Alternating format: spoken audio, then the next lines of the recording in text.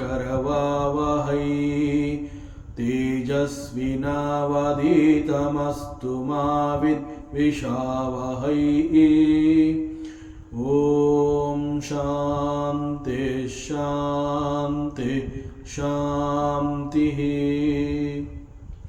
ಶ್ರೀಕೃಷ್ಣ ಸರ್ವೂ ನಿನ್ನ ಸೇವೆಯಾಗಲಿ ಸ್ವಾಮಿ. ಎಲ್ಲ ಆಧ್ಯಾತ್ಮ ಬಂಧುಗಳಿಗೂ ನಮಸ್ಕಾರ ಮತ್ತು ಜ್ಞಾನದರ್ಶನಂ ವೇದಿಕೆಗೆ ಸ್ವಾಗತ. ಧ್ವನಿ ಗುರುದೇವದಾಗಿರಲಿ, ವಿಚಾರ ಪರಮಾತ್ಮನದಾಗಿರಲಿ, ಹಾಗೂ ಇದು ನನ್ನದಲ್ಲದ ಕರ್ಮವಾಗಲಿ. ಶ್ರೀಮದ್ ಭಾಗವತ ಮಹಾಪುರಾಣ 11ನೇ ಸ್ಕಂದ. ಮೊದಲಿಗೆ ಮಂಗಳಾಚರಣೆ.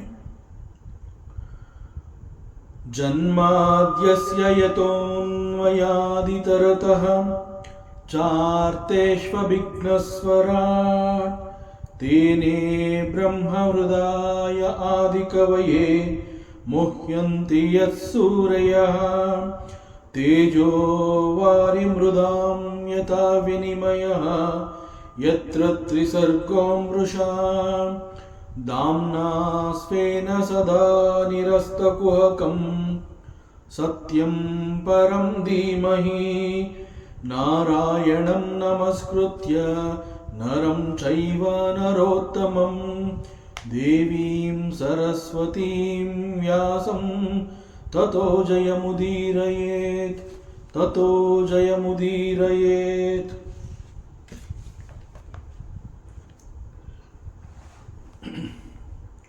ಪರಮಾತ್ಮ ಶ್ರೀಕೃಷ್ಣ ಉದ್ಧವನಿಗೆ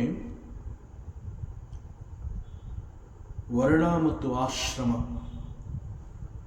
ಈ ವರ್ಣಗಳನ್ನು ಹೇಗೆ ಗುಣಗಳ ಮೂಲಕ ಈ ವರ್ಣಗಳು ಆಗಿದೆ ಎನ್ನುವಂತಹದ್ದನ್ನು ತಿಳಿಸ್ತಾ ಬಂದಿದ್ದಾನೆ. ಅಂಡ್ ಹಿ ಸೇಸ್ ತೇಜೋ ಬಲಂ ಧೃತಿ ಶೌರ್ಯಂ ತಿತೀಕ್ಷ ಔದಾರ್ಯ ಮಧ್ಯಮಃ ಸ್ಥೈರ್ಯಂ ಬ್ರಹ್ಮಣಸ್ತೈಶ್ವರ್ಯಂ ಕ್ಷತ್ರ ಪ್ರಕೃತಿಯಸ್ತ್ವಿಮಾ. ಇಲ್ಲಿ ಪರಮಾತ್ಮ ಒಬ್ಬ ಕ್ಷತ್ರಿಯ, ಅವನು ಹೇಗಿರ್ತಾನೆ, ಅವನ ಗುಣ ಸ್ವಭಾವಗಳು ಹೇಗೆ, ಅವನು ಯಾವ ರೀತಿ ಇರೋದರಿಂದ ಅವನನ್ನು ಕ್ಷತ್ರಿಯ ಅಂತ ಕನ್ಸಿಡರ್ ಮಾಡಬಹುದು.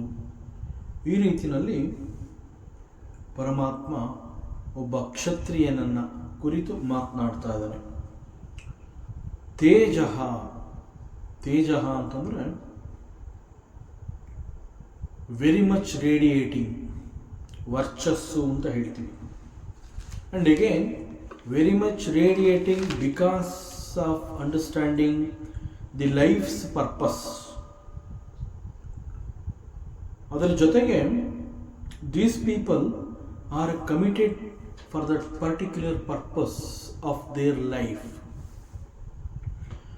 ಈ ಕಾರಣದಿಂದ ಅವರಲ್ಲಿ ತೇಜಸ್ಸು ಅನ್ನುವಂತಹದ್ದು ಬಹಳ ಹೆಚ್ಚಾಗಿ ಪ್ರಜ್ವಲಿಸ್ತಾ ಇರುತ್ತೆ. ಒಬ್ಬ ಕ್ಷತ್ರಿಯ ಅಂತ ಹೇಳಿದಾಗ he must be having this kind of ತೇಜ, ಇಂತಹ ಒಂದು ವರ್ಚಸ್ಸು, ಈ ರೀತಿಯಲ್ಲಿ ಒಂದು ಬ್ರಿಲಿಯಂಟ್ ತೇಜಸ್ ಅವರಲ್ಲಿ ಪ್ರಜ್ವಲಿಸ್ತಾ ಇರಬೇಕು. So he will be having A clarity about the purpose of his life. ನಾನು ಯಾಕೆ ಹುಟ್ಟಿದ್ದೀನಿ, ನನ್ನ ಜನ್ಮದ ಮುಖ್ಯ ಉದ್ದೇಶ ಏನು, ಇವೆಲ್ಲವನ್ನು ಅವನು ತಿಳ್ಕೊಂಡಿರ್ತಾನೆ. ಇಂತಹ ಗುಣಗಳನ್ನು, ಯಾವುದೆಲ್ಲವನ್ನು ತಿಳ್ಕೊಂಡಿರ್ತಾನೆ, ಅಂತಹ ಗುಣಗಳನ್ನು ಕೊನೆಯವರೆಗೂ ಕಾಪಾಡ್ಕೋಬೇಕು ಅಂತ ಹೇಳಿ ತನ್ನ ಇಡೀ ಬದುಕನ್ನು ಅದಕ್ಕಾಗಿ ಮುಡುಪಾಗಿಡ್ತಾನೆ. See, that is the commitment. ಇದರ ಪ್ರಭಾವ, ಈ ಎಲ್ಲ ಕಾರಣಗಳಿಂದ ಅವನಲ್ಲಿ ತೇಜಸ್ಸು ಅನ್ನುವಂತಹದ್ದು ಪ್ರಜ್ವಲಿಸ್ತಾ ಇರುತ್ತೆ, ಹೊಳಿತಾ ಇರುತ್ತೆ. ನೋಡಿದ ತಕ್ಷಣ ಗೊತ್ತಾಗುತ್ತೆ, ಈ ಮಹನೀಯ ಒಬ್ಬ ಕ್ಷತ್ರಿಯ, ಇವನೊಬ್ಬ ಶೂರ, ಇವನೊಬ್ಬ ಧೀರ, ಇವನು ನನಗೆ ರಕ್ಷಣೆಯನ್ನು ಕೊಡ್ತಾನೆ. ಹೀಗೆ ಇಂತಹ ಅನೇಕ ಗುಣಗಳು ಅವನಲ್ಲಿ ಎದ್ದು ಕಾಣ್ತಾ ಇರುತ್ತೆ. ಅವೆಲ್ಲವನ್ನು ಅವನು ಹೊಂದಿರ್ತಾನೆ. ತನ್ನ ಬದುಕಿನ ಬಗ್ಗೆ ಇಂತಹ ಒಂದು ಕ್ಲಾರಿಟಿ ಅವನಿಗೆ ಹೇಗೆ ಸಿಕ್ಕಿರುತ್ತೆ, ಅದರ ಜೊತೆಗೆ ಅವನ ಗುಣಗಳು ಹೇಗೆ ಅವನಲ್ಲಿ ಎಲ್ಲ ಸೇರಿಕೊಂಡಿರುತ್ತೆ? It is because of the ಬಲಂ, it is because of the strength. ಅವನಲ್ಲಿ ಹುಟ್ಟುತ್ತಾನೆ ಆ ರೀತಿಯ ಒಂದು ಬಲ ಅವನಲ್ಲಿ ಇರುತ್ತೆ. ನೀಳವಾದ ಬಾಹುಗಳು, ಭುಜಬಲ, ಇವೆಲ್ಲ ಅವನಲ್ಲಿ ಇರುವಂತಹ ಶೌರ್ಯವನ್ನು ಎತ್ತಿ ತೋರಿಸುತ್ತೆ. ಸೊ ಇದಿಷ್ಟು ಮಾತ್ರ ಅಲ್ಲ, ಒಬ್ಬ ಕ್ಷತ್ರಿಯ ಅಂತ ಹೇಳಿದಾಗ ಧೃತಿಹಿ, ಧೃತಿಹಿ ಅಂತಂದರೆ ತಾಳ್ಮೆ ಮತ್ತು ಸಹನೆ, ದಟ್ ಈಸ್ ಕಾಲ್ಡ್ ಧೃತಿಹಿ. ಒಬ್ಬ ಕ್ಷತ್ರಿಯ ಅಂತ ಹೇಳಿದಾಗ ಅವನಲ್ಲಿ ಸ್ವಲ್ಪವೂ ಈ ಅಸಹನೆ ಎನ್ನುವಂತಹದ್ದು ಇರಲೇಬಾರದು. ಇನ್ಫ್ಯಾಕ್ಟ್ ಸ್ವಲ್ಪ ಅಂತ ಹೇಳೋದಕ್ಕಿಂತ ಅಸಹನೆಗೆ ಅವನು ಅವಕಾಶವನ್ನೇ ಕೊಡಬಾರದು. ಸಂಪೂರ್ಣವಾಗಿ ಅವನಲ್ಲಿ ತಾಳ್ಮೆ ಮತ್ತು ಸಹನೆ ಎನ್ನುವಂತಹದ್ದು ಇರಬೇಕು. ಸೊ ಒಬ್ಬ ಕ್ಷತ್ರಿಯನಿಗೆ ಯಾಕೆ ಸಹನೆ ಬೇಕು? ಒಬ್ಬ ಕ್ಷತ್ರಿಯನಿಗೆ ಯಾಕೆ ಸಹನೆ ಇರಬೇಕು? ಕ್ಷತ್ರಿಯ ಅಂತ ಹೇಳಿದಾಗ it is not just his life, ಕೇವಲ ಅದು ಅವನಿಗೆ ಮಾತ್ರ ಅಲ್ಲ, ಅವನಲ್ಲಿರುವಂತಹ ಐಶ್ವರ್ಯ ಅಂತಂದರೆ,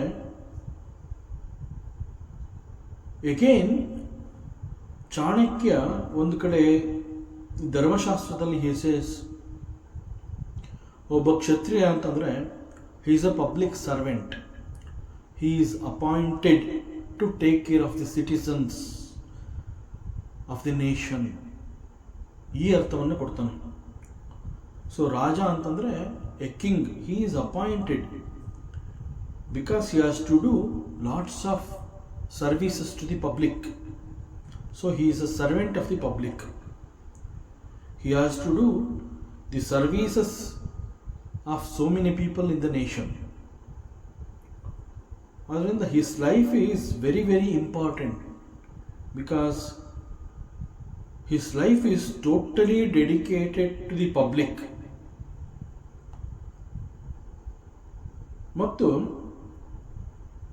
ಒಬ್ಬ ಕ್ಷತ್ರಿಯ ಅಂತ ಹೇಳಿದಾಗ ಅವನಿಗೆ ದೇಶದ ಎಲ್ಲ ನಾಗರಿಕರ ಅವರೆಲ್ಲರನ್ನ ಚೆನ್ನಾಗಿ ನೋಡ್ಕೋಬೇಕು, ಅವರಿಗೆ ಬೇಕು ಬೇಡಗಳನ್ನು ಒದಗಿಸಬೇಕು, ಅವರ ರಕ್ಷಣೆ ನನ್ನ ಜವಾಬ್ದಾರಿ, ಅವರಿಗೆ ಬೇಕಾದಂತಹ ಎಲ್ಲ ಅಗತ್ಯತೆಗಳನ್ನು ಅವಶ್ಯಕತೆಗಳನ್ನು ನಾನು ಪೂರೈಸಬೇಕು ಅನ್ನುವಂತಹ ಒಂದು ಕಾಳಜಿ ಮತ್ತು ಜವಾಬ್ದಾರಿ ಅವನ ಮೇಲೆ ಇರೋದರಿಂದ he just cannot take any hasty decision and he cannot jump into a conclusion. ಆಯಾ ಸಂದರ್ಭಕ್ಕೆ ತಕ್ಕಂತೆ ಅವನು ತನ್ನ ದೇಶದ ನಾಗರಿಕರ ಸೌಕರ್ಯಕ್ಕಾಗಿ ಏನೆಲ್ಲವನ್ನ ಮಾಡಬೇಕು ಅನ್ನುವಂಥದ್ದನ್ನು ಕೇವಲ ಅವನೊಬ್ಬನೇ ಕುಳಿತುಕೊಂಡು ಡಿಸಿಷನ್ಸ್ ತಗೊಳ್ಳುವಂತಹದ್ದಲ್ಲ. It must be discussed in the court of law. ಅವನ ಒಂದು ರಾಜಸಭೆಯಲ್ಲಿ ಸಚಿವರು ಅಂತ ಇರ್ತಾರೆ, ಅವರೆಲ್ಲರ ಎದುರಿಗೆ ಆ ಎಲ್ಲ ಮಂತ್ರಿಗಳಿಂದ, ಆಪ್ತ ಹಿತೈಷಿಗಳಿಂದ, ಆಪ್ತ ಸಹಾಯಕರೊಂದಿಗೆ ಚರ್ಚೆಯನ್ನು ಮಾಡಿ ಸೂಕ್ತ ಸಲಹೆಯನ್ನು ತಗೊಂಡು ಅವುಗಳನ್ನು ಪರಿಶೀಲಿಸಿ ನಂತರ ಅದರಲ್ಲಿ ಸತ್ಯ ಇದೆ, ಇದರಿಂದ ನಾಗರಿಕರಿಗೆ ಒಳ್ಳೆಯದಾಗತ್ತೆ ಅನ್ನುವಂತಹದ್ದು ಕಂಡು ಬಂದಾಗ then he is going to implement it in the state. So that is the responsibility. So he cannot take any hasty decision just like that. He has to discuss. ತನ್ನ ರಾಜಸಭೆಯಲ್ಲಿ ಎಲ್ಲರೊಂದಿಗೆ ಕುಳಿತು ಇವುಗಳನ್ನು ಚರ್ಚಿಸಿ ಯಾವ ರೀತಿ ಇದನ್ನು ಇಂಪ್ಲಿಮೆಂಟ್ ಮಾಡಬೇಕು, ಮಾಡೋದ್ರಿಂದ ನಾಗರಿಕರಿಗೆ ಹೇಗೆ ಇದು ಅನುಕೂಲ ಆಗತ್ತೆ, ಈ ಎಲ್ಲ ಪೂರ್ವಾಪರಗಳನ್ನು ವಿಮರ್ಶಿಸಿ ಆ ನಂತರದಲ್ಲಿ ಅವನು ನಿರ್ಧಾರಗಳನ್ನು ತಗೋಬೇಕಾಗುತ್ತೆ.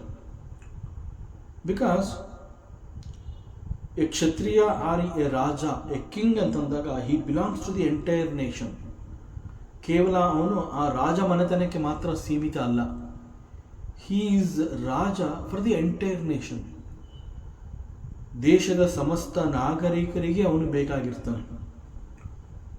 ಸೊ ಇವೆಲ್ಲವುಗಳಿಗಾಗಿ ಒಬ್ಬ ರಾಜ ಅವನಿಗೆ ಸಾಕಷ್ಟು ತಾಳ್ಮೆ, ಸಹನೆ ಎನ್ನುವಂತಹದ್ದು ಇರಬೇಕಾಗುತ್ತೆ. ಅಂಡ್ ಶೌರ್ಯ ಅಂತಂದರೆ ಯಾವುದೇ ಸಂದರ್ಭದಲ್ಲೂ ಕೂಡ ಅವನು ಎದೆಗುಂದಬಾರದು, ಹೆದರಬಾರದು. ಮತ್ತು ತನ್ನ ಹಿತದೃಷ್ಟಿಯಿಂದ ತನ್ನ ಸಿಂಹಾಸನವನ್ನು ಉಳಿಸ್ಕೋಬೇಕು ಅಂತ ಹೇಳಿ ಅಥವಾ ಸ್ವಾರ್ಥಕ್ಕಾಗಿ ಎಂದೂ ಕೂಡ ಅವನು ರಾಜಿ ಮಾಡ್ಕೋಬಾರ್ದು. ಈ ಒಂದು ಗುಣವನ್ನು ಅವನು ಬೆಳೆಸ್ಕೊಂಡಿರಬೇಕು. So for that one should have sufficient strength. So that is ಶೌರ್ಯ. ತಿತೀಕ್ಷ ಅಂತಂದರೆ high level of endurance.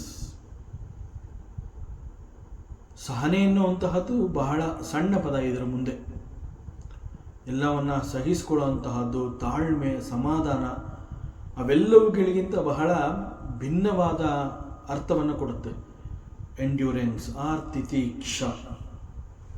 So it involves always he must be very peaceful. ಬಹಳ ಶಾಂತಿಯಿಂದ ಇರಬೇಕಾಗತ್ತೆ. ಯಾಕೆಂತಂದರೆ ಯಾಕೆ ಅವನು ಅಷ್ಟು ಶಾಂತವಾಗಿರಬೇಕು, ಮನಸ್ಸಿನ ಶಾಂತಿಯನ್ನು ಕಾಪಾಡ್ಕೋಬೇಕು, ಅವನಲ್ಲಿ ಯಾಕೆ ಸಮಾಧಾನ ಇರಬೇಕು ಅಂತಂದರೆ, ಅನೇಕ ಸಂದರ್ಭಗಳಲ್ಲಿ ಅವನಿಗೆ ವೆರಿ ವೆರಿ ಚಾಲೆಂಜಿಂಗ್ ಸಿಚುಯೇಷನ್ಸ್ಗಳು ಬರುತ್ತೆ. ಅಂತಹ ಎಲ್ಲ ಡಿಫಿಕಲ್ಟೀಸ್ ಟೈಮ್ನಲ್ಲಿ, ಅನಾನುಕೂಲ ಪರಿಸ್ಥಿತಿಗಳಲ್ಲಿ ಮತ್ತು ಸನ್ನಿವೇಶ ಅಥವಾ ಘಟನೆ ಎನ್ನುವಂತಹದ್ದು ಅದು ಹೇಗೆ ಇದ್ದರೂ ಕೂಡ he should learn to remain in very very peaceful ಅಥವಾ ಕಾಮ್ನೆಸ್. ಅವನ ಮೈಂಡು ಕಾಮ್ ಆಗಿರಬೇಕು. Then only he can take some good decision. So ಅದರಿಂದ ಆ ಸಿಚುಯೇಷನ್ಗೆ ಆ ತಕ್ಷಣದಲ್ಲಿ ಅವನು ರಿಯಾಕ್ಟ್ ಮಾಡಬಾರ್ದು. He has to wait. ತಾಳ್ಮೆಯಿಂದ ಅದನ್ನು ಎದುರಿಸಬೇಕು, ಅರ್ಥ ಮಾಡ್ಕೋಬೇಕು. ದಟ್ ಈಸ್ ತಿತೀಕ್ಷ. ಮತ್ತು ಕಷ್ಟಪಟ್ಟು ಪರಿಸ್ಥಿತಿಯನ್ನು ಸಹಿಸಿಕೊಂಡು ಅವೆಲ್ಲವನ್ನು ಅವನು ಎದುರಿಸಬೇಕಾಗತ್ತೆ. So for all these things he should cultivate the inner strength. So in fact ತಿತೀಕ್ಷ ಅಂತ ಹೇಳಿದಾಗ ಈ ರೀತಿಯಲ್ಲಿ ಅವನು ಬಹಳ ಸ್ಟ್ರಾಂಗ್ ಆಗ್ತಾನೆ. ಯಾವಾಗ ದಟ್ ಇನ್ನರ್ ಸ್ಟ್ರೆಂತ್ ಅನ್ನುವಂತಹದ್ದು ತುಂಬ ಚೆನ್ನಾಗಿ ಒಬ್ಬ ಮನುಷ್ಯನಲ್ಲಿ ಬೆಳೆಯುತ್ತೆ, ಅವನು he will be spiritually also very strong. ಆ ನಂತರದಲ್ಲಿ ಔದಾರ್ಯ ಅಂತಂದರೆ ಲಾರ್ಜ್ ಹಾರ್ಟೆಡ್ನೆಸ್ ಅಂತ ಹೇಳ್ತಾರೆ, ಹೃದಯ ಶ್ರೀಮಂತಿಕೆ ಅಂತ ಹೇಳ್ತಾರೆ.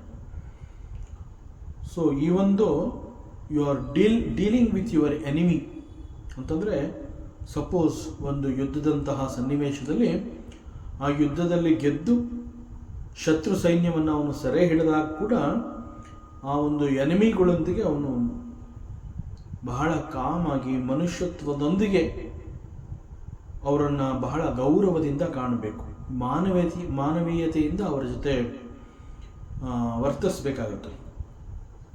ಸೊ ದಿಸ್ ಈಸ್ ಔದಾರ್ಯ. ಆ್ಯಂಡ್ ಉದ್ಯಮ ಅಂತಂದರೆ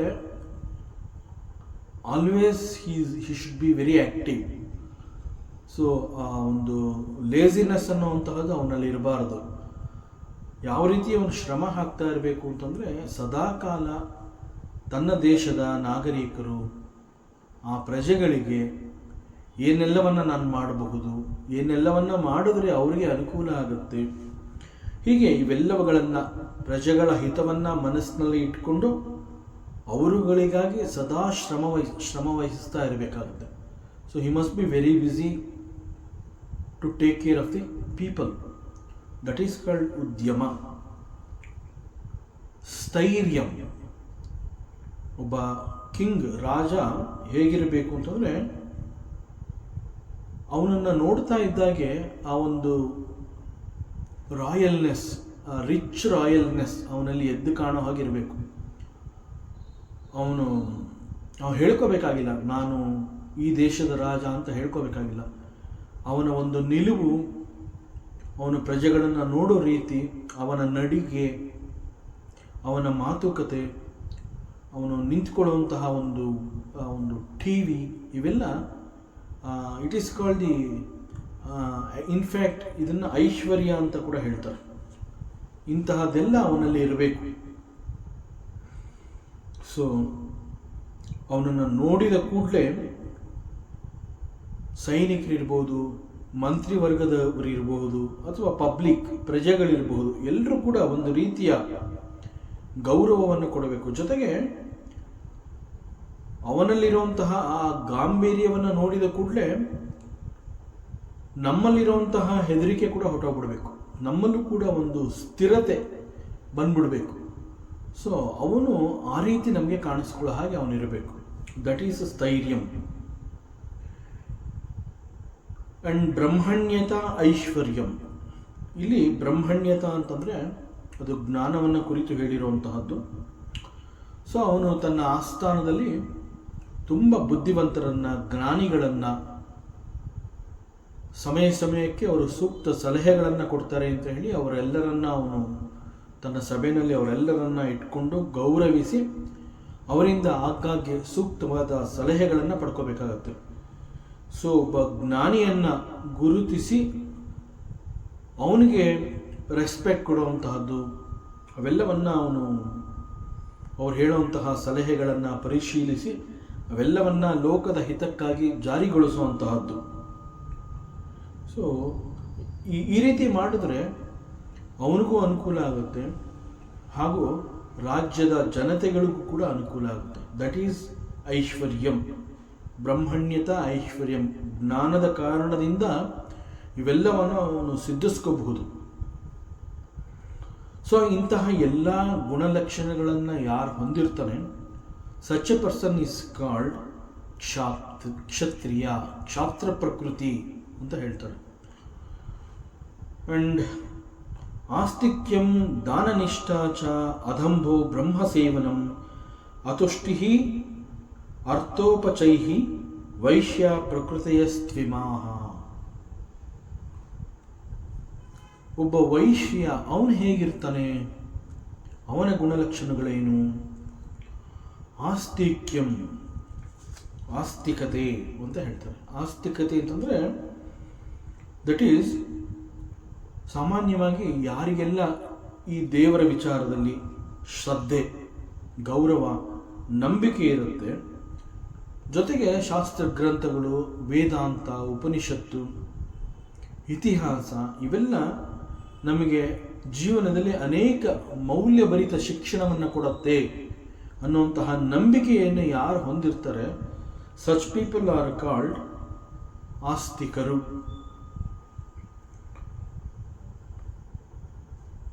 ಸೊ ಅಂತಹವರು ದೇವರು ಅನ್ನುವಂತಹ ಒಂದು ಶಕ್ತಿಯ ಬಗ್ಗೆ ನಂಬಿಕೆಯನ್ನು ಇಟ್ಕೊಂಡಿರ್ತಾರೆ, ಮತ್ತು ಒಂದು ಗುರು ಪರಂಪರಾ ಅಂತ ಹೇಳಿದಾಗ ಅದರಲ್ಲಿ ಒಂದು ಶ್ರದ್ಧೆ ಇರುತ್ತೆ, ಮತ್ತು ಅವೆಲ್ಲವುಗಳನ್ನು ನಂಬಿ ಬದುಕು ಮಾಡ್ತಾ ಇರ್ತಾರೆ.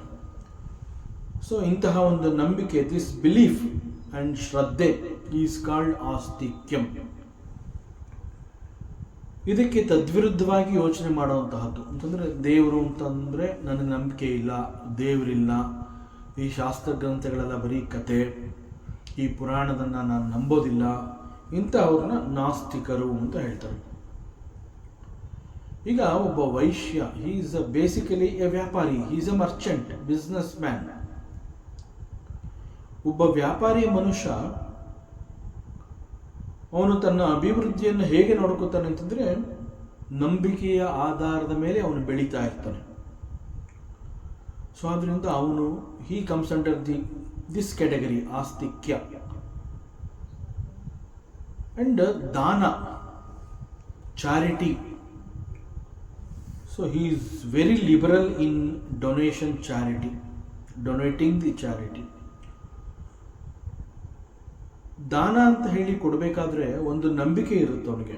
ಯಾಕೆ ಅಂತಂದರೆ, ವ್ಯಾಪಾರದ ಕಾರಣದಿಂದ ಅವನು ಲಾಭವನ್ನು ಗಳಿಸಿರ್ತಾನೆ. ಆ ಲಾಭದಲ್ಲಿ ಒಂದು ಅಂಶ ತೆರಿಗೆಯ ಪಾಲು ಅಂತ ಹೋಗಿರುತ್ತೆ, ಮತ್ತೊಂದು ಅಂಶ ಈ ದಾನ ಧರ್ಮ ಅಂತ ಹೇಳಿ ಅವುಗಳಿಗಾಗಿ ಮುಡುಪಾಗಿಟ್ಟಿರ್ತಾನೆ. ಸೊ ಅವನಿಗೇನು ನಂಬಿಕೆ ಅಂತಂದರೆ, ಈ ದಾನ ಧರ್ಮ ಅನ್ನುವಂತಹದ್ದು ಮಾಡೋದ್ರಿಂದ ಅದು ಯಾವುದೋ ಒಂದು ರೀತಿಯಲ್ಲಿ ನನ್ನನ್ನು ಮತ್ತು ನನ್ನ ವ್ಯಾಪಾರವನ್ನು ಕಾಪಾಡುತ್ತೆ. ಈ ಒಂದು ನಂಬಿಕೆ, ಈ ಕಾರಣದಿಂದ ಅವನು ಬಹಳ ಒಂದು ಉನ್ನತವಾದ ಉದ್ದೇಶವನ್ನು ಇಟ್ಕೊಂಡು ದಾನವನ್ನು ಮಾಡ್ತಾ ಇರ್ತಾನೆ. ಸೊ ಒಬ್ಬ ವೈಶ್ಯ ಅಂತಂದಾಗ ಅವನು ಹೀಗೆ ಅನೇಕ ಬೇರೆ ಬೇರೆ ಶಿಕ್ಷಣ ಸಂಸ್ಥೆಗಳಿರಬಹುದು, ಹಾಸ್ಟೆಲ್ಗಳಿರಬಹುದು, ಅನಾಥ ಆಶ್ರಮ ಇರಬಹುದು, ಹೀಗೆ ಒಂದು ಉತ್ತಮವಾದ ಉದ್ದೇಶಕ್ಕಾಗಿ ಅವನು ಈ ಚಾರಿಟಿ ಇವೆಲ್ಲವನ್ನು ಅವನು ಮಾಡ್ತಾ ಇರ್ತಾನೆ. ಇವೆಲ್ಲವನ್ನು ಅವನು ಹೃದಯಪೂರ್ವಕವಾಗಿ, ಅಂದರೆ ಬಹಳ ನಂಬಿಕೆ ಇಟ್ಟು ಮತ್ತು ಸಂತೋಷದಿಂದ ಕೊಡ್ತಾನೆ. ಇದು ಕೊಡಲೇಬೇಕಲ್ಲಪ್ಪ, ಆ ರೀತಿಯಲ್ಲ, ಒಂದು ನಂಬಿಕೆ ಮತ್ತು ಶ್ರದ್ಧೆಯಿಂದ ಕೊಡ್ತಾನೆ.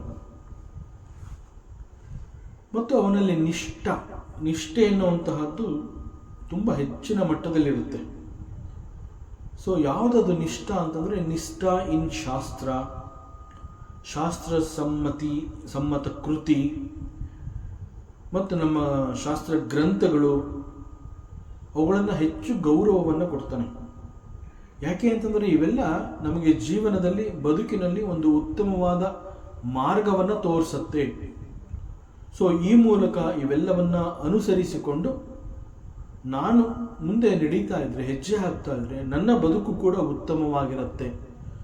ಸೊ ನನ್ನ ಬದುಕನ್ನು ಉತ್ತಮವಾಗಿ ಇರಿಸೋದಕ್ಕೆ ಈ ಶಾಸ್ತ್ರ ಗ್ರಂಥಗಳೆಲ್ಲ ನನಗೆ ಹೆಚ್ಚು ಶಿಕ್ಷಣವನ್ನು ಕೊಡುತ್ತೆ ಅಂತ ಹೇಳಿ ಅವುಗಳ ಮೇಲೆ ಒಂದು ರೀತಿಯ ನಿಷ್ಠಾಭಾವ ಅವನು ಇಟ್ಕೊಂಡಿರ್ತಾನೆ.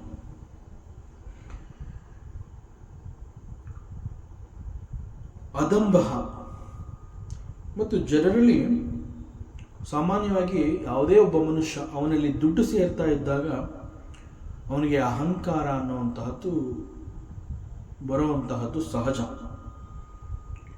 ಮತ್ತು ದುಡ್ಡು ಸೇರ್ತಾ ಬಂದಾಗ ಅದರ ಸದ್ವಿನಿಯೋಗ ಕೂಡ ಅವನು ಮರೀತಾ ಹೋಗ್ತಾನೆ.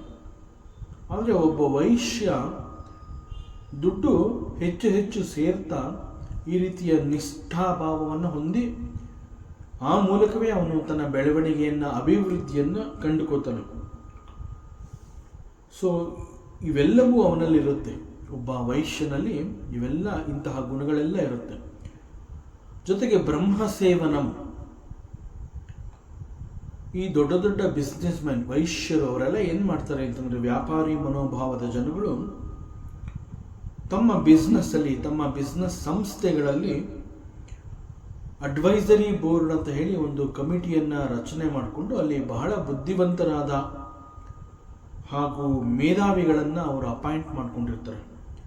ಯಾಕೆ ಅಂತಂದರೆ ಇವರೆಲ್ಲ ಕಾಲಕ್ಕೆ ಸೂಕ್ತ ಸಲಹೆಗಳನ್ನು ಕೊಡ್ತಾರೆ. ಯಾವ ಸಂದರ್ಭದಲ್ಲಿ ಹೆಚ್ಚು ವ್ಯಾಪಾರ ಆಗುತ್ತೆ, ಯಾವ ಸಂದರ್ಭದಲ್ಲಿ ಎಂತಹ ವಸ್ತುಗಳನ್ನು ಖರೀದಿಸಿ ಅದನ್ನು ಮಾರುಕಟ್ಟೆಗೆ ಬಿಡಬೇಕು, ಮತ್ತು ವ್ಯಾಪಾರವನ್ನು ಈ ಸಮಯದಲ್ಲಿ ವಿಸ್ತರಿಸಬೇಕಾ ಅಥವಾ ಸದ್ಯದ ಪರಿಸ್ಥಿತಿಯಲ್ಲಿ ಅದು ಇಷ್ಟೇ ರೀತಿಯಲ್ಲಿ ನಡ್ಕೊಂಡು ಹೋಗಬೇಕಾ, ಅಥವಾ ಏನಾದರೂ ಬಂಡವಾಳ ಸೋರಿ ಹೋಗ್ತಾ ಇದೆಯಾ, ಲಾಭಾಂಶ ಕಡಿಮೆ ಬರ್ತಾ ಇದೆಯಾ, ಮತ್ತಷ್ಟು ಹೆಚ್ಚಿನ ಲಾಭಾಂಶ ಬರೋದಕ್ಕೆ ಏನು ಮಾಡಬೇಕು, ಹೀಗೆ ಟೈಮ್ ಟು ಟೈಮ್ ಈ ಒಂದು ಕಮಿಟಿಯವರು ಅವನಿಗೆ ಸೂಕ್ತವಾದ ಸಲಹೆಗಳನ್ನು ಕೊಡ್ತಾ ಇರ್ತಾರೆ.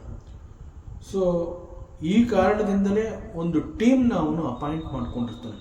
ದಟ್ ಈಸ್ ಕಾಲ್ಡ್ ಬ್ರಹ್ಮ ಸೇವನಂ ಅಂತಂದರೆ, ಬ್ರಹ್ಮ ಸೇವನ ಅಂತಂದರೆ ಹೆಚ್ಚು ಜ್ಞಾನವನ್ನು ಹೊಂದಿರುವಂತಹ ಮೇಧಾವಿಗಳನ್ನು ತನ್ನ ಬಳಿ ಇಟ್ಕೊಂಡಿರ್ತಾನೆ. ಈ ಎಲ್ಲ ಸಲಹೆಗಳು ಕೇವಲ ಅವನ ವ್ಯಾಪಾರದ ಅಭಿವೃದ್ಧಿ ದೃಷ್ಟಿಯಿಂದ ಮಾತ್ರ ಅಲ್ಲ.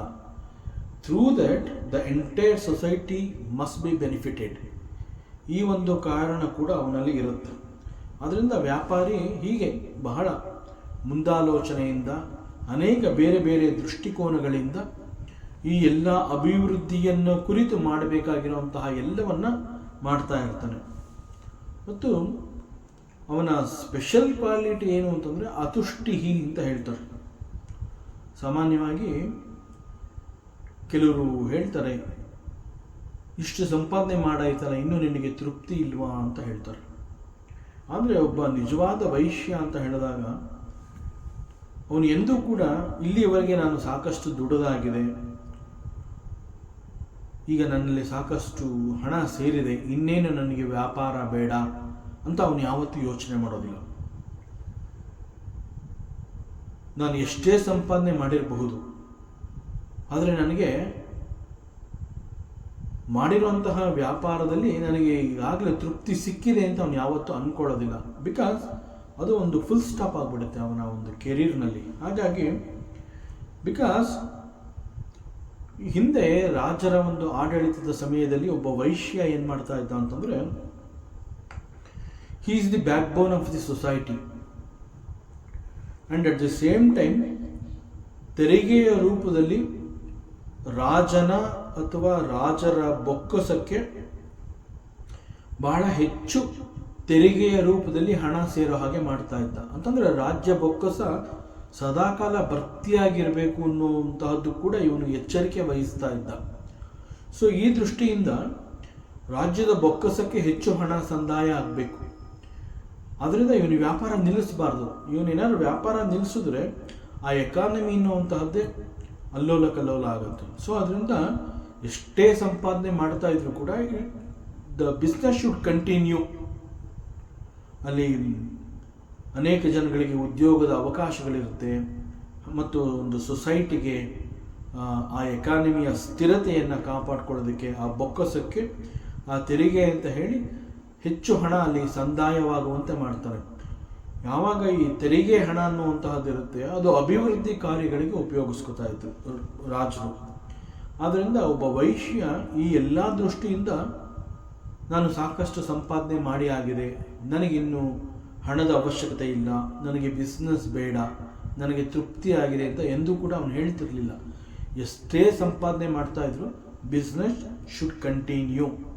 ಸೊ ಅತುಷ್ಟಿಹಿ, ನನಗೆ ಇದರಲ್ಲಿ ತೃಪ್ತಿ ಇನ್ನೂ ಸಿಕ್ಕಿಲ್ಲ, ನಾನು ಮತ್ತಷ್ಟು ಹೆಚ್ಚು ಬಿಸ್ನೆಸ್ ಮಾಡಬೇಕು, ಮತ್ತಷ್ಟು ಹೆಚ್ಚು ತೆರಿಗೆಯ ಹಣ ರಾಜಬೊಕ್ಕಸಕ್ಕೆ ಹೋಗಬೇಕು, ಮತ್ತಷ್ಟು ಅಭಿವೃದ್ಧಿ ಕಾರ್ಯಗಳು ದೇಶದಲ್ಲಿ ಅಥವಾ ರಾಜ್ಯದಲ್ಲಿ ನಡೀತಾ ಇರಬೇಕು. ಸೊ ದಟ್ ಪ್ರಜೆಗಳಿಗೆ ಎಲ್ಲ ರೀತಿಯ ಸೌಕರ್ಯಗಳು ಸಿಗ್ತಾ ಇರಬೇಕು.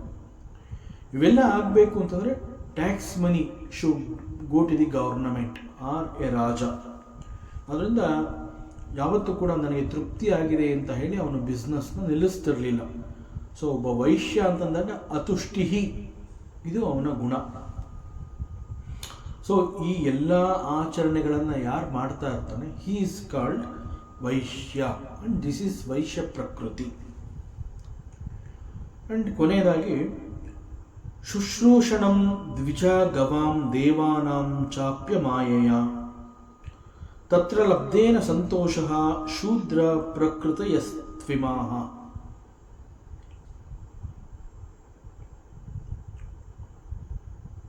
ಸೊಸೈಟಿಯಲ್ಲಿ ಕೆಲವು ವರ್ಗದ ಜನ ಇರ್ತಾರೆ. ಅವರುಗಳಿಗೆ ಈ ದೂರದೃಷ್ಟಿ ಅನ್ನುವಂತಹದ್ದು ಇರೋದಿಲ್ಲ. ಅಂದರೆ ಮುಂದಾಲೋಚನೆ ಮಾಡುವಂತಹ ಶಕ್ತಿ, ಆ ಒಂದು ಸಾಮರ್ಥ್ಯ ಅವರಲ್ಲಿ ಇರೋದಿಲ್ಲ. But basically they are very good at heart. ಬಹಳ ಒಳ್ಳೆಯ ನಡತೆ ಇವೆಲ್ಲ ಇರುತ್ತೆ. ಬಟ್ ಆ ಬುದ್ಧಿ ಅಥವಾ ಆ ಸಾಮರ್ಥ್ಯ ಅನ್ನುವಂತಹದ್ದು ಅವರಿಗೆ ಇರೋದಿಲ್ಲ. It is may be because of the lack of education. ಅವರಿಗೆ ವಿದ್ಯೆ ಹತ್ತಿಲ್ಲ, ಅವರಿಗೆ ವಿದ್ಯೆ ಸಿಕ್ಕಿಲ್ಲ. Because it is due to the environment where they are born and brought up. ನಾವು ಕೆಲ ಸಂದರ್ಭಗಳಲ್ಲಿ ನೋಡಿರ್ತೀವಿ, ತಲಾಂತರದಿಂದ ಕೂಡ ಅವರಿಗೆ ವಿದ್ಯೆ ಎನ್ನುವಂತಹದ್ದು ಹತ್ತಿರೋದಿಲ್ಲ. ಅಂದರೆ ವಿದ್ಯೆ ಅವರಲ್ಲಿ ಇಲ್ಲ, but they are all very good people, trustworthy people. ನಯ, ವಿನಯ, ಹಂಬಲತೆ, ಮನುಷ್ಯತ್ವ ಇದರಲ್ಲಿ ಎಲ್ಲರಿಗಿಂತ ಮುಂದಾಗಿರ್ತಾರೆ ಅವರು. ಎಲ್ಲರನ್ನ ಮೀರಿಸುವಷ್ಟು ಒಳ್ಳೆಯ ಕ್ವಾಲಿಟಿ ಗುಣ ಅವರಲ್ಲಿ ಇರುತ್ತೆ. ಮತ್ತು ಮತ್ತೊಬ್ಬರಿಗೆ ಸೇವೆ ಮಾಡಬೇಕು ಅಂತಂದಾಗ they are the first people. ಬಹಳ ಮುಂದೆ ಬಂದ್ಬಿಡ್ತಾರೆ ಅವರು. ಸರ್ವಿಸ್ ಕೊಡೋದು ಅನ್ನುವಂತಹ ವಿಚಾರದಲ್ಲಿ they are always very great. But unfortunately they cannot visualise. ಇದೊಂದು ಬಿಟ್ಟರೆ these people are very good at heart. They cannot think beyond certain time and space. So they are not visionary people, but they are the most trustworthy people in the society. ಅವ್ರಿಗೆ ಏನಾದರೂ ಒಂದು ಜವಾಬ್ದಾರಿಯುತವಾದ ಒಂದು ಕೆಲಸವನ್ನು ಹೇಳಿದ್ರೆ ಆ ಕ್ಷಣದಲ್ಲಿ ಮಾಡಿ ಮುಗಿಸುವಂತಹ ಒಂದು ನೈಪುಣ್ಯತೆಯನ್ನು ಅವ್ರು ಹೊಂದಿರ್ತಾರೆ. ದಟ್ ಮೀನ್ಸ್ ಕೆಲಸ ಹೇಳ್ತಾ ಇದ್ದಾಗೆ ಅದನ್ನು ಮಾಡೋದಕ್ಕೆ ಪ್ರಾರಂಭ ಮಾಡ್ತಾರೆ. ಅದನ್ನು ಯಾವಾಗಲೂ ಕೆಲಸ ಮಾಡಬೇಕು, ಸರ್ವಿಸ್ ಮಾಡಬೇಕು, ಇದರಿಂದ ಅವ್ರಿಗೆ ಒಳ್ಳೆಯದಾಗಬೇಕು ಅನ್ನುವಂತಹದ್ದು ತುಡಿತ ಅವರಲ್ಲಿ ಇರುತ್ತೆ. So they don't apply their brain but they invest their heart ಅಂತ ಹೇಳ್ತಾರೆ ಇಂಥವ್ರ ಬಗ್ಗೆ. So that is their nature. This is called ಶುಶ್ರೂಷಣಂ, ಸೇವೆ ಮಾಡುವಂತಹದ್ದು. ಯಾರು ಸೇವೆ ಮಾಡ್ತಾರೆ, ಯಾವ ರೀತಿಯ ಸೇವೆಯನ್ನು ಮಾಡ್ತಾರೆ? ದ್ವಿಜ ಗವ ದೇವಾನ. ಇಲ್ಲಿ ದ್ವಿಜ ಅಂತಂದ್ರೆ ಒಂದು ಅರ್ಥ ಬ್ರಾಹ್ಮಣ. ಈ ಸಂದರ್ಭದಲ್ಲಿ ಇದು ಬ್ರಾಹ್ಮಣನ ಸೇವೆ ಅನ್ನೋದಕ್ಕಿಂತ ಹೆಚ್ಚಾಗಿ ಜ್ಞಾನವನ್ನು ಹೊಂದಿರುವಂತಹವರು ಅವರು ಏನು ಕೆಲಸವನ್ನು ಹೇಳ್ತಾರೆ ಆ ಕ್ಷಣದಲ್ಲಿ ಮಾಡಿ ಮುಗಿಸುವಂತಹದ್ದು. ಬಿಕಾಸ್ ಅವರೆಲ್ಲ ಬುದ್ಧಿವಂತ ಜನಗಳು. ಅವ್ರು ಏನಾರು ಒಂದು ಕೆಲಸ ಹೇಳಿದ್ರೆ ಅದರಿಂದ 4 ಜನಕ್ಕೆ ಒಳ್ಳೇದಾಗತ್ತೆ, ಒಳ್ಳೆಯದನ್ನು ಮಾತ್ರ ಅವ್ರು ಹೇಳ್ತಾರೆ ಅಂತ ನಂಬಿಕೆ ಇಟ್ಟು ಬುದ್ಧಿವಂತ ಜನಗಳ ಮಾತನ್ನು ಆಲಿಸುವಂತಹದ್ದು ಅವರ ಗುಣ. ಸೊ ಇಲ್ಲಿ ದ್ವಿಜ ಅಂದರೆ ಈ ಅರ್ಥ, ನಾಟ್ ಬ್ರಾಹ್ಮಣ. ಆದ್ದರಿಂದ ಅಂಥವ್ರು ಹೇಳಿದ ತಕ್ಷಣ ಅವ್ರು ಕೆಲಸ ಮಾಡಿಕೊಡುವಂತಹದ್ದು. ಸೊ ದ್ವಿಜ ಸೇವಾ. ಆ್ಯಂಡ್ ಗವ, ಗವ ಅಂತಂದರೆ ಬೇಸಿಕಲಿ ಹಸುಗಳು. ಸೊ ಸಾಮಾನ್ಯವಾಗಿ ಅವರಿಗೆ ವಿದ್ಯೆ ಇಲ್ಲದೆ ಇರೋದರಿಂದ ಉಪಕಸುಬಾಗಿ ಹಸುಗಳನ್ನು ಸಾಕಿ ಆ ಮೂಲಕ ಹಾಲಿನ ವ್ಯಾಪಾರ ಮಾಡುವಂತಹದ್ದು, ಈ ರೀತಿಯ ಕೆಲಸಗಳಲ್ಲಿ ಅವರು ತಮ್ಮನ್ನು ತಾವು ತೊಡಗಿಸ್ಕೊತಾ ಇದ್ರು. ಜೊತೆಗೆ ದೇವಾನಾಮ್, ಸರ್ವಿಸ್ ಟು ದಿ ಗಾಡ್. ದೇವರ ವಿಚಾರದಲ್ಲಿ ಎಲ್ಲಿಲ್ಲದಂತಹ ಶ್ರದ್ಧೆ ಮತ್ತು ಭಕ್ತಿ ಅದನ್ನು ಅವ್ರು ಹೊಂದಿದ್ರು. ಸೊ ಇವತ್ತಿಗೂ ಕೂಡ ನಾವು ನೋಡ್ಬೋದು, ಒಂದು ದೇವಸ್ಥಾನದಲ್ಲಿ ಯಾವುದಾದ್ರೂ ಒಂದು ಉತ್ಸವ ಆಗತ್ತೆ, ಅಲ್ಲಿ ಅನೇಕ ರೀತಿಯ ಬೇರೆ ಬೇರೆ ಕೆಲಸಗಳು ಆಗಬೇಕು ಅಂತಂದಾಗ these people they come forward. ಆ ದೇವಸ್ಥಾನದ ಮುಂಭಾಗದಲ್ಲಿ ಚಪ್ರ ಹಾಕುವಂತಹದ್ದು ಇರ್ಬೋದು, ಹೂವಿನ ಅಲಂಕಾರ ಮಾಡುವಂತಹದ್ದು, ಮತ್ತು ಸ್ವಚ್ಛತಾ ಕಾರ್ಯಕ್ರಮ, ದೇವಸ್ಥಾನದಲ್ಲಿ ಒಂದು ಯಾಗ ಯಜ್ಞ ನಡೆಯುವಂತಹ ಜಾಗದಲ್ಲಿ ಏನೆಲ್ಲ ಅರೇಂಜ್ಮೆಂಟ್ಸ್ಗಳೆಲ್ಲ ಆಗಬೇಕು ಅವೆಲ್ಲವನ್ನ ಇಂತಹ ಜನಗಳು ಬಹಳ ಉತ್ಸಾಹದಿಂದ, ಗೌರವದಿಂದ, ಪೂಜ್ಯ ಭಾವನೆಯಿಂದ, ನಂಬಿಕೆಯಿಂದ, ಶ್ರದ್ಧೆಯಿಂದ ಆಸೆ ಪಟ್ಟು ಮಾಡ್ತಾರೆ. ಬಿಕಾಸ್ ಸೇವಾ ಅಂತ ಹೇಳಿದಾಗ ದೇವಾನಾಂ ಸೇವಾ, ದೇವರ ವಿಚಾರದಲ್ಲಿ ಅವರು ಅಷ್ಟು ಶ್ರದ್ಧೆಯನ್ನು ಹೊಂದಿರ್ತಾರೆ. ಸೊ ಹೀಗೆ ಮಾಡೋದ್ರಿಂದ ಈ ರೀತಿ ಸರ್ವಿಸ್ ಟು ದಿ ದ್ವಿಜ, ಸರ್ವಿಸ್ ಟು ದಿ ಗವ ಅಂಡ್ ಸರ್ವಿಸ್ ಟು ದಿ ದೇವಾನಾಂ, ಇವೆಲ್ಲ ಮಾಡೋದ್ರಿಂದ ಅವ್ರಿಗೆ ಏನು ಸಿಗುತ್ತೆ ಇನ್ ರಿಟರ್ನ್ ಅದರಲ್ಲಿ ಅವರು ತೃಪ್ತಿಯನ್ನು ಹೊಂದುತ್ತಾರೆ. ಅಷ್ಟರಲ್ಲೇ ಸಂತೋಷ ಪಡುವಂತಹದ್ದು, ಸಂತುಷ್ಟಿಯನ್ನು ಹೊಂದುವಂತಹದ್ದು. ಇನ್ಫ್ಯಾಕ್ಟ್ ನಮ್ಮ ಸ್ವಾಮೀಜಿ ಒಬ್ಬರು ಹೇಳ್ತಾ ಇದ್ರು, ಕಂಪ್ಲೀಟ್ ಪರ್ಸನಾಲಿಟಿ, ನಿನ್ನ ವ್ಯಕ್ತಿತ್ವದಲ್ಲಿ ಪೂರ್ಣವಾಗಿ ನೀನು ಬದಲಾವಣೆಯನ್ನು ನೋಡಿ ನಿನ್ನನ್ನು ನೀನು ಪರ್ಫೆಕ್ಟ್ ಮ್ಯಾನ್ ಅಂತ ನೀನು ಅನ್ಕೋಬೇಕು ಅನ್ನೋದೇ ಆದರೆ we have to learn and adapt the ಸ್ವಭಾವ of these type of people.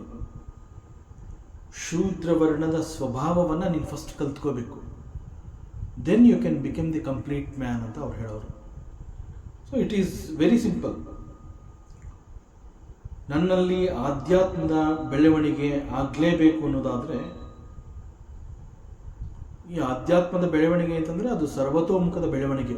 ಈ ದೃಷ್ಟಿಯಿಂದ ನನ್ನಲ್ಲಿ ಇಂತಹದ್ದು ಆಗಬೇಕು ಅನ್ನುವಂತಹ ಆಸೆ ನನ್ನಲ್ಲಿ ಉಂಟಾದರೆ I just have to know when I should be a Brahmana, when I should be a Kshatriya, ಯಾವಾಗ ನಾನು ವೈಶ್ಯನಾಗಿರಬೇಕು, ಯಾವಾಗ ನಾನು ಶೂದ್ರನಾಗಿರಬೇಕು ಅನ್ನುವಂತಹ ಸೂಕ್ಷ್ಮಗಳನ್ನು ನಾನು ಕಲ್ತಿರಬೇಕು. Then it is possible for me that I can grow spiritually and spiritually strong also. So ಈ ಎಲ್ಲ ಗುಣಗಳು ಇರಬೇಕು.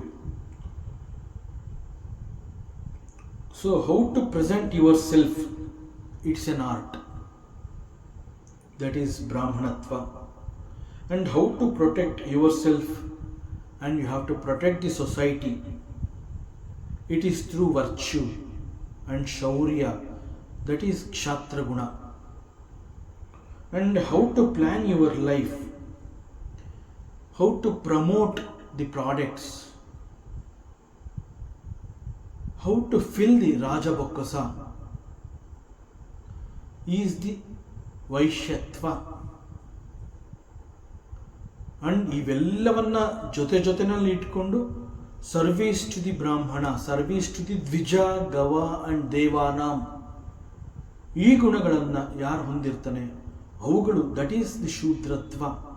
ಸೊ ಹೀಗೆ ಒಬ್ಬ ಮನುಷ್ಯ ಕಂಪ್ಲೀಟ್ ಪರ್ಫೆಕ್ಟ್ ಆಗಬೇಕು ಅಂತಂದಾಗ ಅವನಲ್ಲಿ ಬ್ರಾಹ್ಮಣತ್ವ ಕೂಡ ಇರಬೇಕು, ಕ್ಷತ್ರಿಯತ್ವ ಕ್ಷಾತ್ರ ಗುಣ ಇರಬೇಕು, ವೈಶ್ಯ ಗುಣ ಇರಬೇಕು, ಶೂದ್ರ ಗುಣ ಕೂಡ ಇರಬೇಕು. ಸೊ ಇವೆಲ್ಲವನ್ನ ಅವನು ಇದ್ದಾಗ ಯಾವ್ಯಾವ ಸಂದರ್ಭದಲ್ಲಿ ಯಾವ್ಯಾವ್ದೆಲ್ಲವನ್ನ ನಾನು ಉಪಯೋಗಿಸ್ಕೊಂಡು ನಾನು ಮುಂದೆ ಬರಬಹುದು. ಬಿಕಾಸ್ ಆಧ್ಯಾತ್ಮದ ಬೆಳವಣಿಗೆ ಅಂತ ಹೇಳಿದಾಗ ಅಲ್ಲಿ he can see the completeness, ಆ ಒಂದು ಪೂರ್ಣತ್ವವನ್ನು ಅವನು ನೋಡ್ಕೋಬೇಕಾಗತ್ತೆ. ಯಾವುದೋ ಒಂದು ಸ್ವಲ್ಪ ಸಿಕ್ಕಿದರೆ ಸಾಕು ಅಲ್ಲ, ಸಂಪೂರ್ಣವಾಗಿ ನನ್ನಲ್ಲಿ ಒಂದು ಬದಲಾವಣೆಯನ್ನು ನಾನು ನೋಡ್ಕೋಬೇಕು. ಆ ಬದಲಾವಣೆಯಾದ ನಂತರದಲ್ಲಿ ಅಲ್ಲಿ ಯಾವುದೂ ಕೊರತೆ ಇರಬಾರ್ದು, ಎಲ್ಲವೂ ನನಗೆ ಸಿಕ್ಕಿದೆ ಅನ್ನುವಂತಹ ಪೂರ್ಣತ್ವವನ್ನು ಅವನು ಅನುಭವಿಸಬೇಕು ಅಂತಂದರೆ ಅವನು ಇಲ್ಲಿ ನಮ್ಮ ಶಾಸ್ತ್ರ ವರ್ಣಗಳನ್ನು ಕುರಿತು ಹೇಳಿದಾಗ ಅಲ್ಲಿ ತಿಳಿಸಿರುವ ಪ್ರಕಾರ ಒಬ್ಬ ಬ್ರಾಹ್ಮಣ ಹೇಗಿರಬೇಕು ಅದನ್ನು ಪಾಲಿಸಬೇಕಾಗುತ್ತೆ, ಒಬ್ಬ ಕ್ಷತ್ರಿಯ ಹೇಗಿರ್ತಾನೆ ಅದನ್ನು ಕಲಿಬೇಕಾಗುತ್ತೆ, ವೈಶ್ಯನ ನಿಷ್ಠೆ ಹೇಗಿರುತ್ತೆ ಅದನ್ನು ತಿಳ್ಕೋಬೇಕಾಗುತ್ತೆ, ಒಬ್ಬ ಶೂದ್ರನ service, his heart is so pure. So ಈ ಎಲ್ಲವುಗಳನ್ನು ಅವನು ಅಡಾಪ್ಟ್ ಮಾಡ್ಕೋಬೇಕು. Then he can grow spiritually and become very strong ಫಿಲಾಸಫಿಕಲಿ also. So ಹೀಗೆ ಪರಮಾತ್ಮ ಶ್ರೀಕೃಷ್ಣ ಉದ್ಧವನಿಗೆ ವರ್ಣಗಳ ಸ್ವಭಾವ ಇವೆಲ್ಲವನ್ನು ಅವನು ತಿಳಿಸ್ತಾ ಬಂದಿದ್ದಾನೆ. ಮತ್ತು ಅವನು ಹೇಳ್ತಾನೆ ಸಾಮಾನ್ಯ ಧರ್ಮ ಅಂತಂದರೆ ಅದು ಯಾವುದೇ ವರ್ಣಕ್ಕೆ ಸೇರಿದವರಾಗಿರಲಿ, ಕಾಯ ವಾಚ ಮನಸ ಅಂತ ಹೇಳಿ ಅವೆಲ್ಲವುಗಳಿಂದ ಯಾರನ್ನು ಎಂದೂ ಹಿಂಸಿಸಬಾರದು. ಹಿ ಮೇ ಬಿ ಎ ಬ್ರಾಹ್ಮಣ, ಹಿ ಮೇ ಬಿ ಎ ಕ್ಷತ್ರಿಯ, ವೈಶ್ಯ, ಶೂದ್ರ, ಅವನು ಯಾವುದೇ ವರ್ಣಕ್ಕೆ ಸೇರಿದವನಾಗಿರಲಿ, ಅವನ ಸಾಮಾನ್ಯ ಧರ್ಮ ಏನು ಅಂತಂದರೆ ಅಹಿಂಸಾ. ಯಾರನ್ನೂ ಅವನು ಹಿಂಸೆ ಪಡಿಸಬಾರ್ದು, ಯಾರ ಮನಸ್ಸನ್ನು ಅವನು ನೋಯಿಸಬಾರ್ದು, ಮತ್ತು ಸತ್ಯದಲ್ಲಿ ತನ್ನನ್ನು ತಾನು ತೊಡಗಿಸ್ಕೋಬೇಕು. ಸೊ ಸತ್ಯದಲ್ಲಿ ಇರಬೇಕು ಅನ್ನುವಂತಹದ್ದು ಯಾವುದೋ ಒಂದು ಪರ್ಟಿಕ್ಯುಲರ್ ಒಂದು ವರ್ಣಕ್ಕೆ ಸೇರಿರುವಂತಹ ಧರ್ಮ ಅಲ್ಲ ಅದು. It is everybody should adopt this. So ಈ ಒಂದು ಸತ್ಯದಲ್ಲಿ ನಾನು ಇರಬೇಕು, ಸತ್ಯನಿಷ್ಠನಾಗಿ ನಾನು ಇರಬೇಕು ಅನ್ನುವಂತಹದ್ದು ಎಲ್ಲ ವರ್ಣದವನಿಗೆ ಸೇರಿರುವಂತಹ ಒಂದು ಗುಣ. ಹಾಗೂ ಮತ್ತೊಬ್ಬನಿಗೆ ಸೇರಿರುವಂತಹ ವಸ್ತುವನ್ನು ಅಪಹರಿಸಬಾರದು. ಎಗೇನ್ ಅವನು ಯಾವುದೇ ಗುಣಕ್ಕೆ ಸೇರಿದವನಾಗಿರಬಹುದು. ಮತ್ತೊಬ್ಬರ ಸ್ವತ್ತು ಅಂತಂದಾಗ ಅದರ ಬಗ್ಗೆ ಕಾಳಜಿ ವಹಿಸಬೇಕು, ಅದನ್ನು ರಕ್ಷಿಸಿ ಅವನಿಗೆ ಸಿಗೋ ಹಾಗೆ ಮಾಡಬೇಕು. ಸೊ ಅದು ಯಾವತ್ತೂ ನಂದಲ್ಲ, ಇಟ್ ಬಿಲಾಂಗ್ಸ್ ಟು ಹಿಮ್. ಮತ್ತು ಸಮಸ್ತ ಪ್ರಾಣಿಗಳಲ್ಲಿ ಪ್ರಸನ್ನತೆಯನ್ನು ಬಯಸಬೇಕು. ಸೊ ಇವೆಲ್ಲ ಸಾಮಾನ್ಯ ಧರ್ಮ ಅಂತ ನಮ್ಮ ಸನಾತನ ಧರ್ಮದಲ್ಲಿ ಧರ್ಮಶಾಸ್ತ್ರ ಕರೆಯಲ್ಪಡುತ್ತೆ. ಅದೇ ರೀತಿ ಇಲ್ಲಿ ಕೆಲವು ಸಂಸ್ಕಾರಗಳಿದೆ ನಮ್ಮಲ್ಲಿ. ಗರ್ಭದಿಂದ ಪ್ರಾರಂಭವಾಗಿ ಗೋರಿಯವರೆಗೆ ಅಂತ ಹೇಳ್ತಾರೆ, from the womb to the tomb ಅಂತ ಹೇಳ್ತಾರೆ. ಸೊ ಗರ್ಭದಿಂದ ಪ್ರಾರಂಭವಾಗಿ ಗೋರಿಯವರೆಗೆ ಅಂತ ಹೇಳಿದಾಗ there are in total 40 different samskaras. Out of this 40 samskaras 16 ಸಂಸ್ಕಾರಗಳು ಕಂಪಲ್ಸರಿ. ಅದನ್ನ ಷೋಡಶ ಸಂಸ್ಕಾರಗಳು ಅಂತ ಹೇಳ್ತಾರೆ. ಸೊ ಈ ಷೋಡಶ ಸಂಸ್ಕಾರಗಳನ್ನು ಪಾಲಿಸಲೇಬೇಕು.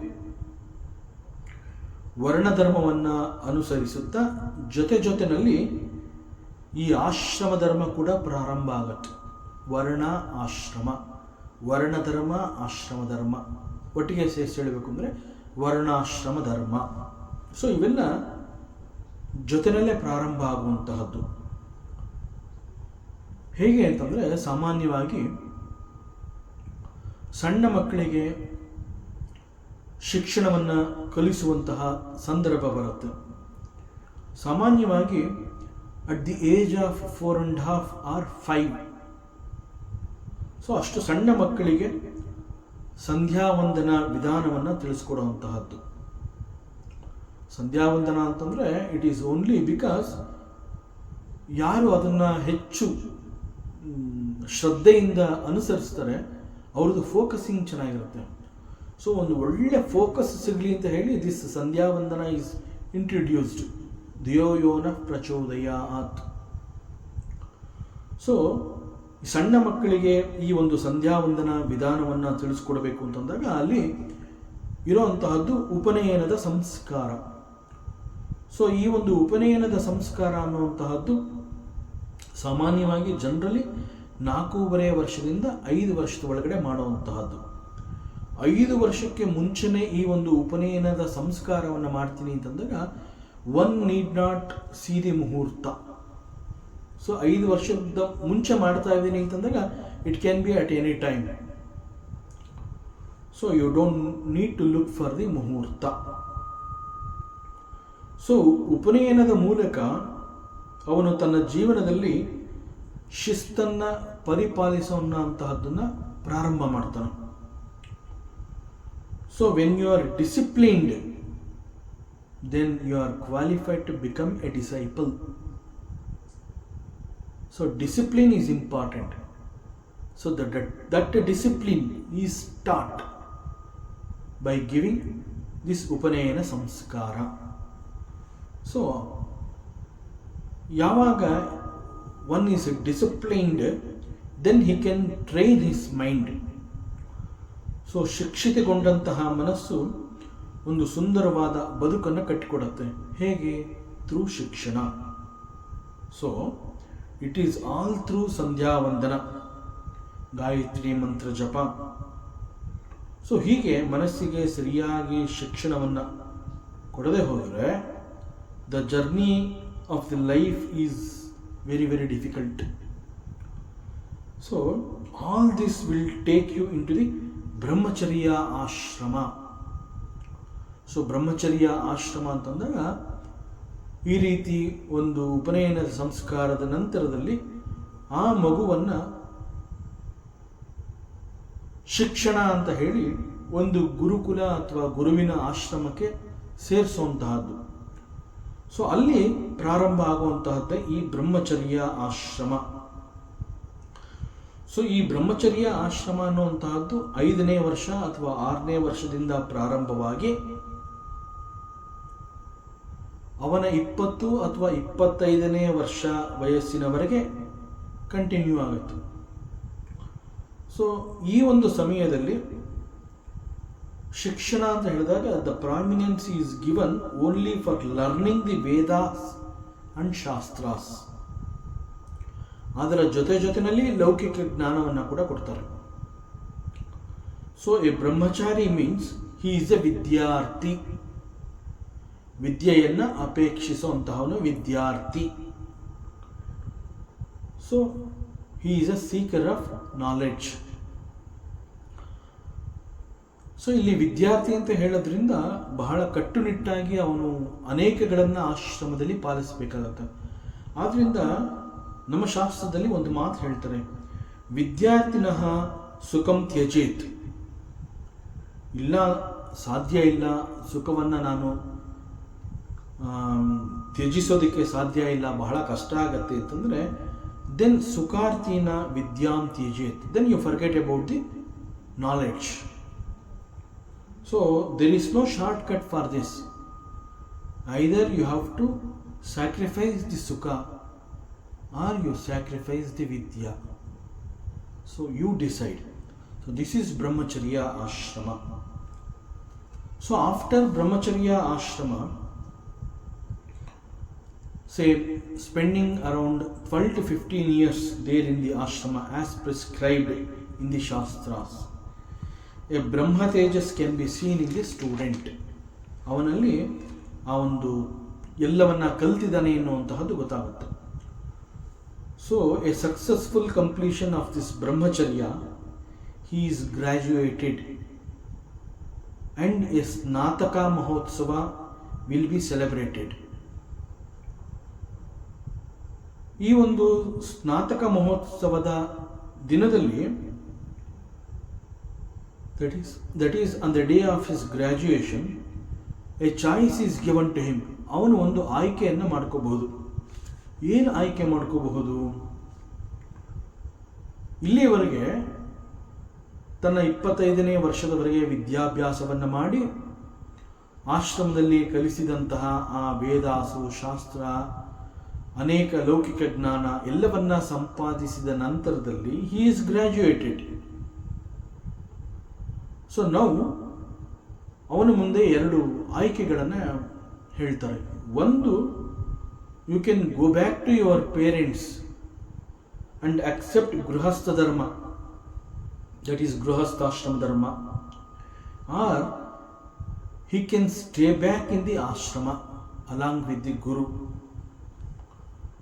ಸೊ ಇಲ್ಲಿಯವರೆಗೆ ಅವನು ಏನು ವಿದ್ಯೆಯನ್ನು ಕಲ್ತಿದ್ದಾನೆ ಅದನ್ನು ಲೌಕಿಕ ಪ್ರಪಂಚದಲ್ಲಿ ತೋರಿಸೋದಕ್ಕೆ ನನಗೆ ಇಷ್ಟ ಇಲ್ಲ ಅನ್ನೋಂತಹದ್ದು ಆದರೆ he can stay back in the ashrama, ಅಲ್ಲಿ he can remain in the ashrama or ಗುರುವಿನ ಪರ್ಮಿಷನ್ ತಗೊಂಡು he can take the sannyasa. So that choice is placed before him after the successful completion of his snataka. So ಈ ಒಂದು ಸ್ನಾತಕ ಸಮಾರಂಭ ಅಥವಾ graduation day is called ಸಮಾವರ್ತನ. So ಈ ಸಮಾವರ್ತನ ಅನ್ನೋ ಫಂಕ್ಷನ್ ಆದ ನಂತರದಲ್ಲಿ he can accept ಗೃಹಸ್ಥಾಶ್ರಮ or sannyasashrama. In grihastha his first responsibility is ಗುರುಕುಲದಲ್ಲಿದ್ದು ಗುರುಗಳಿಂದ ಸಾಕಷ್ಟು ವಿದ್ಯೆಯನ್ನ ಅನೇಕ ವರ್ಷಗಳವರೆಗೆ ಅವನು ಕಲಿತಿದ್ದಾನೆ. ಸೊ ಗುರುವಿನ ಬಳಿ ಇದ್ದು ಕಲಿತಂತಹ ವಿದ್ಯೆಗಳಿಂದ ಅವನು ಮುಂದೆ ಹೊರ ಪ್ರಪಂಚಕ್ಕೆ ಬಂದಾಗ, ಜಗತ್ತಿಗೆ ಬಂದಾಗ he can use that knowledge. ಆ ನಾಲೆಡ್ಜ್ನ ಯೂಸ್ ಮಾಡಿಕೊಂಡು ಆ ಮೂಲಕ he should earn ಮತ್ತು ಥ್ರೂ ದಟ್ ಅವನು ಬದುಕು ಮಾಡಬೇಕಾಗತ್ತೆ. ಮತ್ತು ಆನಂತರದಲ್ಲಿ ಸಮಾಜದ ಅಭಿವೃದ್ಧಿಗಾಗಿ ಕೂಡ ಅದನ್ನು ಉಪಯೋಗಿಸ್ಕೋಬೇಕಾಗತ್ತೆ ತಾನು ಕಲಿತಂತಹ ವಿದ್ಯೆ. ಸೊ ಹೀಗೆ ಮಾಡುವಾಗ ಅವನು ಏನು ಒಂದು ಸಂಪಾದನೆ ಮಾಡ್ತಾನೆ, in return he gets something, some income he will get it, that is called ಸಂಪಾದನೆ. ಯಾವಾಗ ಹಿ ಸ್ಟಾರ್ಟ್ಸ್ ಸಂಪಾದನೆ, now the time has come to pay the ಗುರುದಕ್ಷಿಣೆ. ಇಲ್ಲಿಯವರೆಗೆ ಅವನು ಗುರುಕುಲದಲ್ಲಿದ್ದು ಕಲ್ತಿರ್ತಾನೆ. ಸೊ ಈಗ ಸಂಪಾದನೆ ಕೂಡ ಅವನು ಸ್ಟಾರ್ಟ್ ಮಾಡಿ ಆಗಿದೆ. ಅವನು ಆಶ್ರಮವನ್ನು ಬಿಟ್ಟು any day I can take ಗೃಹಸ್ಥಾಶ್ರಮ ಅನ್ನುವಂತಹದ್ದು ನಿಶ್ಚಯಿಸಿ ಆಶ್ರಮದಿಂದ ಹೊರಗಡೆ ಬಂದಿರ್ತಾನೆ. ಅಲ್ಲಿ ಲೋಕದಲ್ಲಿ ಅನೇಕ ರೀತಿಯ ಬದುಕಿಗಾಗಿ ಬೇಕಾದಂತಹ ಚಟುವಟಿಕೆಗಳನ್ನು ಅನುಸರಿಸಿ ಆ ಮೂಲಕ ಸಂಪಾದನೆ ಮಾಡಿದ ಪ್ರಾರಂಭದಲ್ಲಿಯೇ ಗುರುವಿನ ದಕ್ಷಿಣೆಯನ್ನು ಕೊಡುವಂತಹದ್ದು. ಒಂದು ಸಲ ಅವನು ಸಂಪಾದನೆ ಮಾಡಿ ನಾನು ಗುರುವಿಗೆ ದಕ್ಷಿಣೆ ಕೊಟ್ಟಿದ್ದೀನಿ ಅಂತಂದಾಗ ಗುರು ದಕ್ಷಿಣೆ ಕೊಟ್ಟಿರುವಂತಹದ್ದು ಒಂದು ರೆಸ್ಪಾನ್ಸಿಬಿಲಿಟಿ ಕಡಿಮೆ ಆಯಿತು ಅಷ್ಟೆ. ಬಟ್ ಯಾವಾಗ ಅವನು ಸಂಪಾದನೆ ಅಂತ ಹೇಳಿ ಪ್ರಾರಂಭ ಮಾಡ್ತಾನೆ ಆವಾಗಲಿಂದ ಅವನ ರೆಸ್ಪಾನ್ಸಿಬಿಲಿಟಿ ಜಾಸ್ತಿ ಆಗ್ತಾ ಹೋಗುತ್ತೆ ಸೊಸೈಟಿಯಲ್ಲಿ. ಬಿಕಾಸ್ ಅವನು ಬ್ರಹ್ಮಚರ್ಯೆಯನ್ನು ಮುಗಿಸಿ ಗೃಹಸ್ಥಾಶ್ರಮಕ್ಕೆ ಬಂದಿರ್ತಾನೆ. ಸೊ ಗೃಹಸ್ಥಾಶ್ರಮಕ್ಕೆ ಬಂದು ಸಂಪಾದನೆಯನ್ನು ಪ್ರಾರಂಭ ಮಾಡಿರ್ತಾನೆ. Now it is his responsibility that he should take care of his family. ಮನೆಯಲ್ಲಿ ತಂದೆ ತಾಯಿ ಇರ್ತಾರೆ, ಗೃಹಸ್ಥಾಶ್ರಮವನ್ನು ಅಕ್ಸೆಪ್ಟ್ ಮಾಡ್ಕೊಂಡಿರೋದ್ರಿಂದ ಮದುವೆ ಆಗಿರ್ತಾನೆ, ಹೆಂಡತಿ ಮಕ್ಕಳೆಲ್ಲ ಇರ್ತಾರೆ, ಅವರೆಲ್ಲರ ರಕ್ಷಣೆ ಒಂದು, ಅವರೆಲ್ಲರನ್ನ ಪೋಷಣೆ ಮಾಡುವಂತಹದ್ದು. ಅದಕ್ಕಾಗಿ ಅವನು ಸಂಪಾದನೆಯನ್ನು ಮಾಡಬೇಕು. ಆ ನಂತರದಲ್ಲಿ ಮತ್ತೆ ಗುರುವಿನ ಆಶ್ರಮದಲ್ಲಿ ತನ್ನಂತೆ ಅನೇಕ ವಿದ್ಯಾರ್ಥಿಗಳು ಕಲಿತಾ ಇರ್ತಾರೆ. ಸೊ ಇವನು ಇಲ್ಲಿ ಸಂಪಾದನೆ ಮಾಡೋಕ್ಕೆ ಪ್ರಾರಂಭ ಮಾಡಿರೋದ್ರಿಂದ ಸಂಪಾದನೆಯಲ್ಲಿ ಒಂದು ಅಂಶವನ್ನು ಗುರುಕುಲಕ್ಕೆ ಮತ್ತೆ ಮತ್ತೆ ಅವನು ಕೊಡ್ತಾ ಬರಬೇಕಾಗುತ್ತೆ. ಯಾಕೆಂದರೆ ಈ ವಿದ್ಯಾರ್ಥಿಗಳು ತನ್ನಂತೆ ಅನೇಕ ವಿದ್ಯಾರ್ಥಿಗಳು ಅಲ್ಲಿ ಕಲಿತಾ ಇರ್ತಾರೆ. ಅವರೆಲ್ಲರಿಗೂ ಅನುಕೂಲ ಆಗಬೇಕು. ಬಿಕಾಸ್ ಸಮಾಜದ ಅಭಿವೃದ್ಧಿ is also his responsibility. And ಆಶ್ರಮ ಅಂತ ಹೇಳಿದಾಗ, ಗುರುಕುಲ ಅಂತಂದಾಗ ಅದು ಕೂಡ ಒಂದು ಸಮಾಜದ ಒಂದು ಭಾಗ ಅದು. So it is responsibility. ಅಷ್ಟು ಮಾತ್ರ ಅಲ್ಲ, ವಾನಪ್ರಸ್ಥಿ ಅಂತ ಹೇಳಿ 50 ವರ್ಷ ಪೂರೈಸಿದಂತಹ ಹಿರಿಯ ನಾಗರಿಕರು ಸಾಕು ಇನ್ನು ಈ ಸಂಸಾರ ಅಂತ ಹೇಳಿ ಪ್ರಶಾಂತತೆಗಾಗಿ ಊರಿನಿಂದ ದೂರ ಬಂದು ಅವರು ಏಕಾಗ್ರ ಚಿತ್ತದಿಂದ ಒಂದು ಸತ್ಯದ ಶೋಧನೆಗಾಗಿ ಅಲ್ಲಿ ತಮ್ಮ ಪ್ರಯತ್ನವನ್ನು ಮಾಡ್ತಾ ಇರ್ತಾರೆ. ಅಂತಹವರ ಬದುಕಿಗಾಗಿ ಅಲ್ಪ ಸ್ವಲ್ಪ ಅವ್ರಿಗೂ ಕೂಡ ಬೇಕಾಗುತ್ತೆ. ಹಣ್ಣು ಹಂಪಲು ತರಕಾರಿ, ಅವರ ಹೊಟ್ಟೆಪಾಡು. ಸೊ ವಾನಪ್ರಸ್ಥಿಗಳ ರಕ್ಷಣೆ ಕೂಡ ಇವನ ಒಂದು ಜವಾಬ್ದಾರಿಯಾಗಿರುತ್ತೆ. ಆ ನಂತರದಲ್ಲಿ ಅನೇಕರು ಈ ಬ್ರಹ್ಮಚರ್ಯ ಆಶ್ರಮದ ನಂತರದಲ್ಲಿ ಗೃಹಸ್ಥಾಶ್ರಮ ಬೇಡ ಅಂತ ಹೇಳಿ ಗುರುವಿನ ಒಪ್ಪಿಗೆ ಪಡೆದು ಡೈರೆಕ್ಟ್ ಆಗಿ ದೇ ಹ್ಯಾವ್ ಟೇಕನ್ ದಿಸ್ ಸನ್ಯಾಸಾಶ್ರಮ. ಸೊ ಒಬ್ಬ ಸನ್ಯಾಸಿಗೆ ಲೋಕದಲ್ಲಿ ಸಂಪಾದನೆ ಮಾಡುವಂತಹ ಅರ್ಹತೆ ಇಲ್ಲ. ಅವನು ಧರ್ಮ ಪ್ರಚಾರದಲ್ಲಿ ನಿರತನಾಗಿರಬೇಕು. He should share the knowledge, ಜ್ಞಾನವನ್ನು ಹಂಚಬೇಕು. ಆ ಕೆಲಸವನ್ನು ಮಾಡ್ತಾ ಇರ್ತಾನೆ. So for him also he should feed. So ಹೀಗೆ ಗೃಹಸ್ಥ ಅಂತಂದಾಗ ಅವನಿಗೆ ಬಹಳ ಬಹಳ ದೊಡ್ಡ ಜವಾಬ್ದಾರಿಗಳೇ ಇರುತ್ತೆ. ಸೊ ಹೀಗೆ ಅವನು ಗೃಹಸ್ಥಾಶ್ರಮವನ್ನು ಒಪ್ಕೋತಾ ಇದ್ದೀನಿ ಅಂತ ತೀರ್ಮಾನ ತಗೊಂಡ ತಕ್ಷಣದಲ್ಲಿ ಹಿ ಶುಡ್ ಗೆಟ್ ಮ್ಯಾರಿಡ್. ತನಗೆ ಅನುರೂಪಳಾದಂತಹ ಮತ್ತು ವಯಸ್ಸಿನಲ್ಲಿ ತನಗಿಂತ ಕಿರಿಯವಳಾದ ಅದೇ ವರ್ಣದ ಕನ್ಯೆಯನ್ನು ಮದುವೆ ಆಗಬೇಕು. ಸೊ ವಿದ್ಯುಕ್ತವಾಗಿ ಅಂತಹ ಒಂದು ವಿವಾಹವನ್ನು ಮಾಡಿಕೊಳ್ಳುವಂತಹದ್ದು. ಮತ್ತು ಆ ರೀತಿ ಗೃಹಸ್ಥಾಶ್ರಮಕ್ಕೆ ಬಂದ ನಂತರದಲ್ಲಿ ಗೃಹಸ್ಥಾಶ್ರಮದಲ್ಲಿ ಮುಂದೆ ಸಂಪಾದನೆಗಾಗಿ ಯಜ್ಞ ಮಾಡುವಂತಹದ್ದು, ವೇದಾಧ್ಯಯನ, ದಾನ, ಈ 3 ಕರ್ಮಗಳಲ್ಲಿ ತನ್ನನ್ನು ತಾನು ತೊಡಗಿಸ್ಕೋಬೇಕು. ದಿಸ್ ಇಸ್ ಕಾಲ್ಡ್ ತ್ರಿಕರ್ಮ. ಸೊ ಬ್ರಾಹ್ಮಣ, ಕ್ಷತ್ರಿಯ ಮತ್ತು ವೈಶ್ಯ ಈ 3 ವರ್ಣದವರು ಈ ಒಂದು ತ್ರಿಕರ್ಮ ಅನ್ನುವಂತಹ ಈ ಒಂದು ಚಟುವಟಿಕೆಯಲ್ಲಿ ಇರುವಂತಹದ್ದು ಸಾಧಾರಣ. ಸೊ ಇಲ್ಲಿ ಗೃಹಸ್ಥಾಶ್ರಮಕ್ಕೆ ಬಂದ ನಂತರದಲ್ಲಿ ಯಾಗ ಯಜ್ಞ ಮಾಡಿಸುವಂತಹದ್ದು, ದಾನವನ್ನು ಪ್ರತಿಗ್ರಹಿಸುವಂತಹದ್ದು ಅಂದರೆ ಸ್ವೀಕರಿಸುವಂತಹದ್ದು, ಅಧ್ಯಯನ ಮಾಡಿಸುವಂತಹದ್ದು, ಇಟ್ ಈಸ್ ಓನ್ಲಿ ಫಾರ್ ಬ್ರಾಹ್ಮಣ. ಸೊ ಕೆಲವು ಸಮಯ ಸಂಪಾದನೆ ಆಗಬಹುದು. ಯಾಕೆಂತಂದರೆ ಕ್ಷತ್ರಿಯ ಅಂತ ಹೇಳಿದಾಗ ಅವನಿಗೆ ಬೇರೆ ಜವಾಬ್ದಾರಿ ಇರುತ್ತೆ ಸೊಸೈಟಿನಲ್ಲಿ. ಸೊ ಅವನು ತನ್ನ ಅಧ್ಯಯನದ ನಂತರದಲ್ಲಿ ಆ ಮಾರ್ಗದಲ್ಲಿ ಹೋಗಿರ್ತಾನೆ. ಎಗೈನ್ ವೈಶ್ಯ ತನ್ನ ವ್ಯಾಪಾರ ಅಭಿವೃದ್ಧಿಪಡಿಸ್ಕೊಂಡು ಸಮಾಜದ ಅಭಿವೃದ್ಧಿಗಾಗಿ ಕೂಡ ನಾನು ಒತ್ತು ಕೊಡಬೇಕು ಅಂತ ಹೇಳಿ ಅವನು ಮತ್ತೊಂದು ದಿಕ್ಕಿನಲ್ಲಿ ಹೋಗಿರ್ತಾನೆ. ಸೊ ಇಲ್ಲಿ ಉಳ್ಕೊಳ್ಳುವಂತಹದ್ದು ಕೇವಲ ಬ್ರಾಹ್ಮಣ ಮಾತ್ರ. ಸೊ ಹಾಗಾಗಿ ಯಾಗ ಯಜ್ಞ ಮಾಡಿಸುವಂತಹದ್ದು, ದಾನವನ್ನು ಸ್ವೀಕರಿಸುವಂತಹದ್ದು, ಅಧ್ಯಯನವನ್ನು ಮಾಡಿಸುವಂತಹದ್ದು, ಈ ಮೂಲಕ ಅವನು ಸಂಪಾದನೆಯನ್ನು ಮಾಡಬೇಕಾಗುತ್ತೆ. ಒಂದು ವೇಳೆ ಈ ಮೂಲಕ ಅವನಿಗೆ ಸಂಪಾದನೆ ಆಗಲಿಲ್ಲ ಅಂದ ಪಕ್ಷದಲ್ಲಿ ಆಗ ಗೃಹಸ್ಥಾಶ್ರಮಕ್ಕೆ ಬಂದಂತಹ ಈ ಬ್ರಾಹ್ಮಣ ಮನೆ ಮನೆಗೆ ಹೋಗಿ ಭಿಕ್ಷಾಟನೆಯನ್ನು ಮಾಡಿ ಭಿಕ್ಷೆಯ ಮೂಲಕ ಬದುಕು ಮಾಡಬೇಕಾಗುತ್ತೆ. ಎಗೇನ್ ಆ ಭಿಕ್ಷೆಯಲ್ಲಿ ಒಂದು ಪಾಲು ಅವನು ಮತ್ತೆ ಗುರುಕುಲಕ್ಕೆ ಕೊಡಬೇಕಾಗುತ್ತೆ, ವಾನಪ್ರಸ್ಥಿಗಳಿಗೆ ಕೊಡಬೇಕಾಗತ್ತೆ, ಮತ್ತು ಸನ್ಯಾಸಿಗೂ ಕೂಡ ಕೊಡಬೇಕಾಗತ್ತೆ. ಸೊ ಈ ರೀತಿಯಲ್ಲಿ ಅವನ ಜೀವನವನ್ನು ಮಾಡಬೇಕಾಗುತ್ತೆ.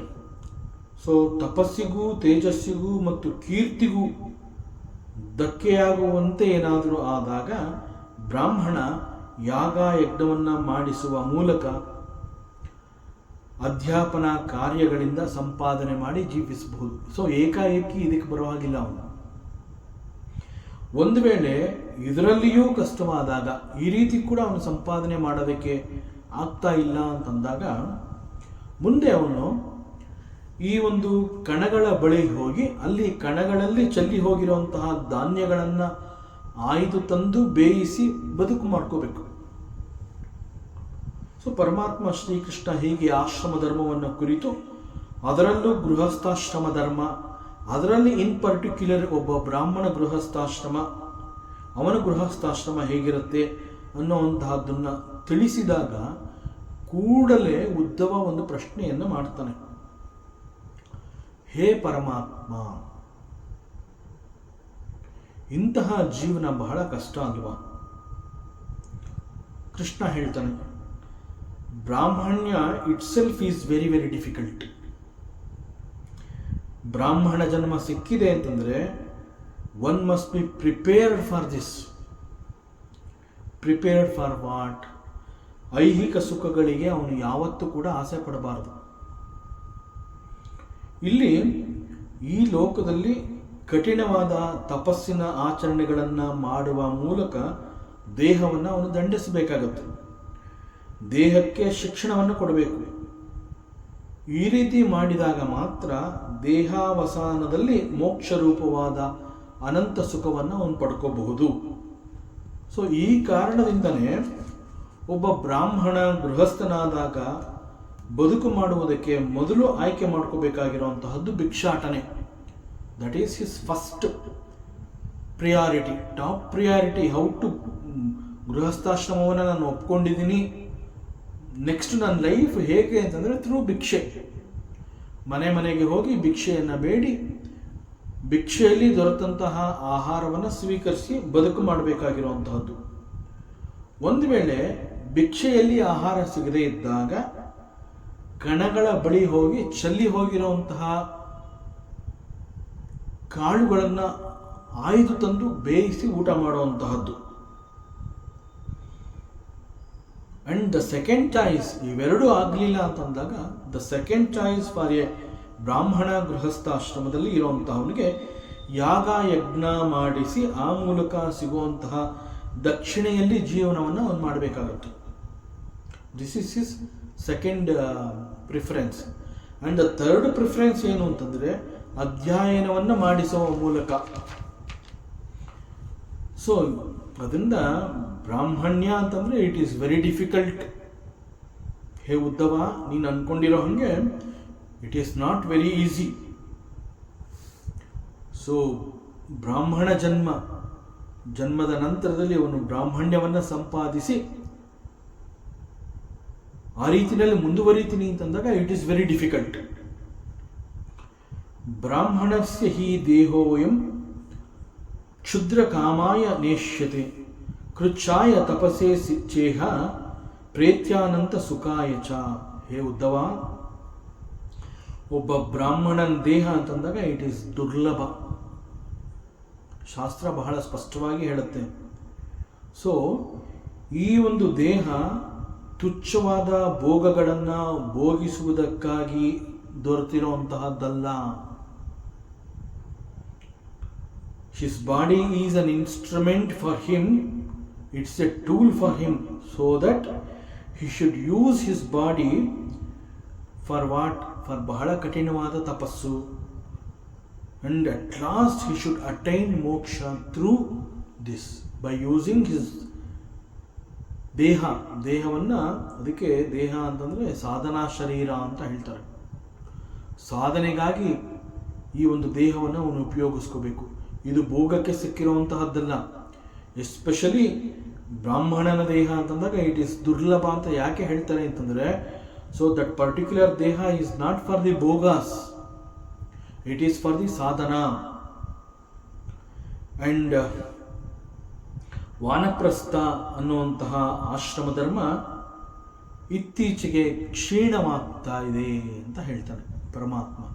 ಸೊ ದಟ್ ಮೀನ್ಸ್ ಉದ್ಧವ ಅರ್ಥ ಮಾಡಿಕೊಂಡ ಏನು, ಬಹುಶಃ ಈ ನಂತರದಲ್ಲಿ ಪರಮಾತ್ಮ ಶ್ರೀಕೃಷ್ಣ ವಾನಪ್ರಸ್ಥ ಮತ್ತು ಸನ್ಯಾಸಿಯ ಧರ್ಮವನ್ನು ಕುರಿತು ಬೋಧನೆಯನ್ನು ಮಾಡಬಹುದು. ಸೊ ಆ ಒಂದು ಹಿಂಟನ್ನು ಕೊಡ್ತಾ ಇದ್ದಾನೆ ಇವನು. ಇಲ್ಲಿಯವರೆಗೆ ಬ್ರಹ್ಮಚರ್ಯ ಮತ್ತು ಗೃಹಸ್ಥಾಶ್ರಮ ಅದನ್ನು ತಿಳಿಸಿ, ಆ ಗೃಹಸ್ಥಾಶ್ರಮದಲ್ಲಿ ಒಬ್ಬ ಬ್ರಾಹ್ಮಣನ ಜೀವನ ಹೇಗೆ ಕಷ್ಟಕರವಾಗಿರುತ್ತೆ ಎನ್ನುವಂತಹದ್ದನ್ನು ತಿಳಿಸಿ ಅವನು ಒಂದು ಮಾತು ಹೇಳಿ ನಿಲ್ಲಿಸ್ತಾನೆ. ವಾನಪ್ರಸ್ಥ ಅನ್ನುವಂತಹ ಆಶ್ರಮ ಧರ್ಮ ಇತ್ತೀಚೆಗೆ ಕ್ಷೀಣವಾಗ್ತಾ ಇದೆ ಅಂತ ಹೇಳಿ ನಿಲ್ಲಿಸ್ತಾನೆ. That means it's an indication that ನಾನು ನಿನಗೆ ಈ ವಾನಪ್ರಸ್ಥ ಆಶ್ರಮದ ಬಗ್ಗೆ ಹಾಗೂ ಸನ್ಯಾಸ ಆಶ್ರಮದ ಬಗ್ಗೆ ಅದರ ಬಗ್ಗೆ ಕೂಡ ನಾನು ನಿನಗೆ ವಿಚಾರವನ್ನು ತಿಳಿಸ್ತೀನಿ ಅನ್ನುವಂತಹ ಒಂದು ಹಿಂಟ್ ಕೊಟ್ಟಿದ್ದಾನೆ. ಮತ್ತಷ್ಟು ವಿಚಾರಗಳಿದೆ, ಮುಂದಿನ ಅವಕಾಶದಲ್ಲಿ ಮತ್ತೆ ಮುಂದುವರಿಸೋಣ. ಓಂ ಪೂರ್ಣಮದಃ ಪೂರ್ಣಮಿದಂ ಪೂರ್ಣಾತ್ ಪೂರ್ಣಮುದಚ್ಯತೆ ಪೂರ್ಣಸ್ಯ ಪೂರ್ಣಮಾದಾಯ ಪೂರ್ಣಮೇವಾವಶಿಷ್ಯತೆ. ಓಂ ಶಾಂತಿ ಶಾಂತಿ ಶಾಂತಿ. ಹರಿ ಓಂ. ಶ್ರೀ ಗುರುಭ್ಯೋ ನಮಃ. ಹರಿ ಓಂ. ಈ ದಿನದ ಪ್ರವಚನ ಸೇವೆಯನ್ನು ಪರಮಾತ್ಮ ಶ್ರೀಕೃಷ್ಣನ ಪಾದಚರಣಗಳಲ್ಲಿ ಅತ್ಯಂತ ಭಕ್ತಿಯಿಂದ ಶ್ರದ್ಧೆಯಿಂದ ಅರ್ಪಿಸೋಣ. ಶ್ರೀಕೃಷ್ಣಾರ್ಪಣಮಸ್ತು.